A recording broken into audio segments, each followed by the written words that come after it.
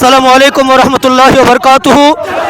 দেশ ও প্রবাসের সর্বজ্ঞের সংগ্রামী মুসলিম জনতা, আপনারা জানেন আজ ফিলিস্তিনের উপর যে বর্বরোচিত হামলা করা হচ্ছে, যে নির্যাতন চালানো হচ্ছে, তার প্রতিবাদে সারা বাংলাদেশ সহ বিশ্ব মুসলিম আজ জাগ্রত হয়েছে, প্রতিবাদের ঝড় তুলেছে।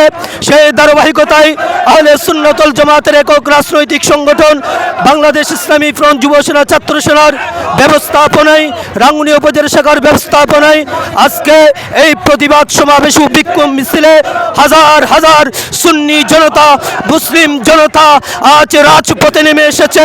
তাদের দাবি একটাই, ফিলিস্তিন মুক্ত হতে হবে, ফিলিস্তিন স্বাধীন হতে হবে।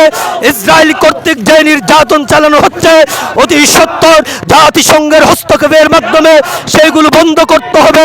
বিশ্ব মুসলিম যেন ঐক্যবদ্ধভাবে ফিলিস্তিনের পক্ষে প্রতিবাদের ঝড় তুলে যেন ফিলিস্তিনের পাশে দাঁড়ায়, নির্যাতিত মানুষের পাশে দাঁড়ায়।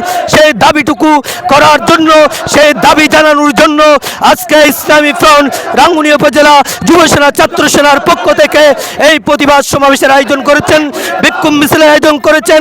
সুতরাং আমি বলবো, আমরা মুসলিম হিসেবে আমাদের যে ইমানি দায়িত্ব, নৈতিক দায়িত্ব, কর্তব্য হচ্ছে মুসলমানদের পক্ষে কথা বলা, মুসলমানদের উপর যখন আঘাত আসবে সে আঘাত প্রতিহত করা, প্রতিরোধ করা, প্রতিবাদ জানানো, সেটা আমাদের ইমানি দায়িত্ব, কর্তব্য।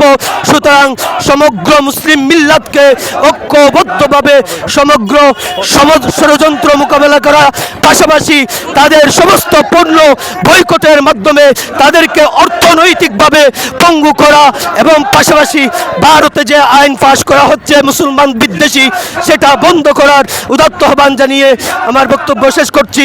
পাশাপাশি আজকে আলোকিত রাঙ্গুনিয়ার যে আমার সাংবাদিক ভাই, তাদেরকে আন্তরিক মোবারকবাদ জানিয়ে আমার বক্তব্য শেষ করলাম। আসসালামু আলাইকুম ওয়া রাহমাতুল্লাহি ওয়া বারাকাতুহু।